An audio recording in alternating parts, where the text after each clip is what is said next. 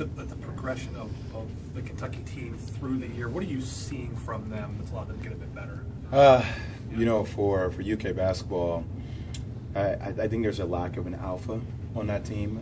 I think John was hoping that Jared Vanderbilt can bring that kind of toughness and that grit. You've heard him mention that throughout the course of the year about this team having to learn how to be tough.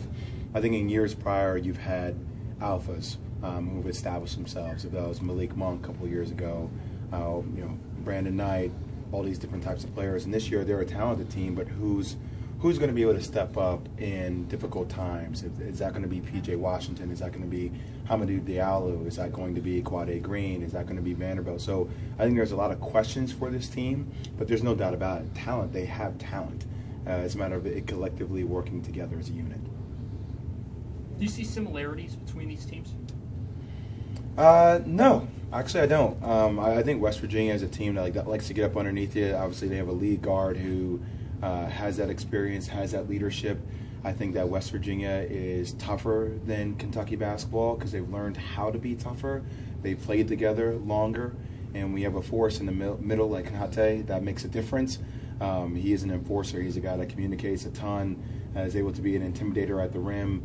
And you have a lot of good pieces. You know, I got a chance to spend a lot of time with WVU out in Germany and got a chance to hang out with Daxter and company, and just seeing the way they operate. Now, things weren't clicking for them, obviously, versus Texas A&M at that given juncture, but you can just tell that they have that grit to them. And there are a lot of teams in college basketball this year that don't have that grit.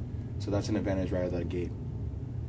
Could Kanate be a difference maker for them tomorrow night, the way that Kentucky wants to bang down low a little bit? He's going to have to be. Him and Issa. I think this is going to have to be a collective effort, and I think it's going to be imperative for WVU due to the size of Kentucky. You know, you talk about that wingspan, average length being close to 7 feet tall, that they're going to need to gang rebound. And what I mean by that is the guards are, you know, just as responsible for getting rebounds as Kanate and Issa are. And it's going to take that collective effort in order to keep UK off the glass. Because if I'm UK, I'm thinking about, hey, you know, whatever shot is a good shot, because that means the ball's up on the rim. It gives us a chance to get an offensive rebound. That might be our best offense.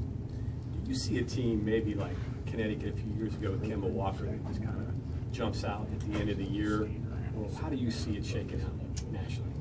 If I could tell you how I saw it shaking out nationally, I would not be working for ESPN. I would be on my yacht in the south of France making a lot of money off Vegas. There's a group of teams there that there are, but yeah, I'm going to tell you this year really bothers me, because as much as I like to dig down and try to figure out which teams are the most durable, all right, Villanova, they're durable. They just lost Phil Booth. That's a huge loss for them. Michigan State, yeah, they're a really good team, but they almost lost to Illinois, who was 0-7. They got blown out at Ohio State by 20 points. Duke lost to Boston College. Yes, Purdue is probably the best team in the country right now, but then people question the strength of the Big Ten. So there's all these things that factor into it. So I think this is wide open, you know, and you wonder about the Big 12, which is the best conference easily in my mind.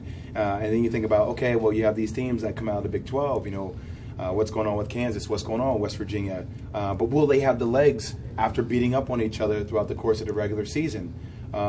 These are all questions we ask ourselves every day. And I can sit there and tell you that I think this team will be there and I think this team won't. But I think the margin for error is so slim for a lot of teams this year that it's going to be a whirlwind. Like, this is going to be, if you're a fan at home, you want to watch this tournament, because even if you think your team doesn't have a chance, they have a chance.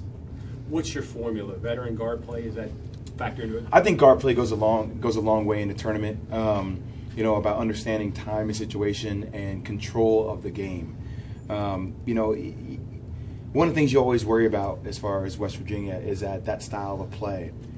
We know they can create a lot of turnovers, right? We know that they love to get up and underneath you. But it all comes down at the end of the day with West Virginia's half-court offense. Can you execute in the half court, and can you be efficient? And a lot of that responsibility is going to be on Javon Carter, right? Like, he is the pit bull, he is the soul and pride of this team. You need guys like Daxter, you need guys like Issa to make shots. You need guys who contribute. Teddy Allen, I think, could be an X factor as well. But your ability to execute in a half will dictate whether you can win a national championship or not, and that's what it will come down to for West Virginia. These guys are top 10, but they've had scoring walls. Is that rare for a top 10 team to have the walls that they have scoring-wise that you've seen? I just think it answers to the issue that WVU has. Is you're going to go through these droughts, And if I'm an opposing coach, if I'm John Calipari, I'm saying, hey, Shai Gilgeous-Alexander, you're 6'4", you're 6'5". I want you to play a little bit off Javon Carter, but I want you to nag him. I want you to be around him 24/7, and I want to cut the head off of the snake. And then the question goes for West Virginia: who else takes on that responsibility if you can take your lead guard out of the game? Who has the ability to create shots for other people in the half court? When I see Teddy Allen, Teddy puts his head down and gets to the rim. Teddy's going to try to score. Lamont is a shooter. Wesley's more of a shooter or slasher. Who's the other playmaker?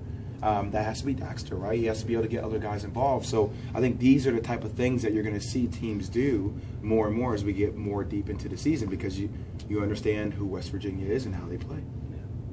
The last time that game day came to Morgantown was March of 2009. As an outsider, how have you kind of noticed how this program has changed and evolved over the years? I wasn't here in 2009. I didn't get a chance to do game day. I was just starting ESPN back in 2008.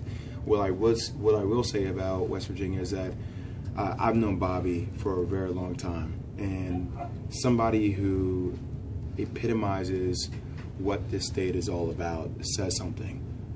He's a guy that comes in, he's a blue-collar type of guy.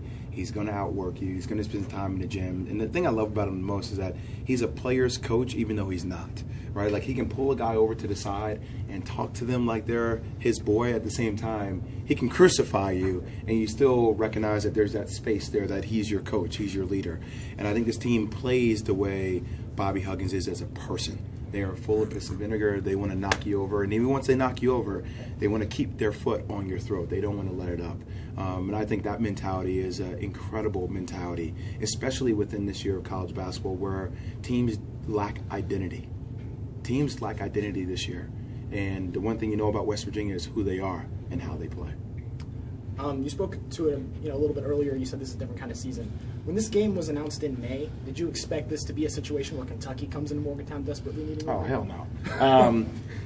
Not that I expected Kentucky to be, a top 5 team, but you expected them to be in the top 25. Look, it's been interesting as these new recruiting classes have come out, and you've been seeing Cal make statements about different types of, recruiting tactics, to be politically correct there. And he's not getting those top-tier recruits anymore. And how is he adjusting? I'm not saying that Kevin Knox isn't a top-tier recruit, because they are, but he was getting number 1, number 2, number 3, number 4 in the nation, and now he's getting outside the top 10, outside the top 15. And I think now, and I don't care what anybody says about it, I do a ton on the grassroots side. What I'm seeing now more than ever are kids who are in opposing teams who are picking each other up, right? So if I'm a Kentucky player and somebody falls down from another team, and they're, hey, I got you. And that's not the kind of mindset we need to have, this AAU type where it's like we're all friends and there are a lot of games. I think it takes a while to build that sense of urgency for each and every game that you need at the collegiate level. I think kids these days talk about playing hard, but they don't know what it is to play hard for 40 minutes of a ball game, and how to be mentally sharp while playing hard, or how to be mentally sharp while you're still trying to play hard while you're dead tired. These are all things that kids are adjusting to differently right now. And in particular, think about the team that Huggy has here. Like, you have veterans. You have guys that have been in the system. They understand the gauntlet of the Big 12. And then vice versa, the culture that's been established over at Kentucky, he's trying to teach them how to do that each and every year. So by the time they figure it out, you're already into the NCAA tournament or the season's over. And that's a difficult challenge for other coaches who have head starts. These guys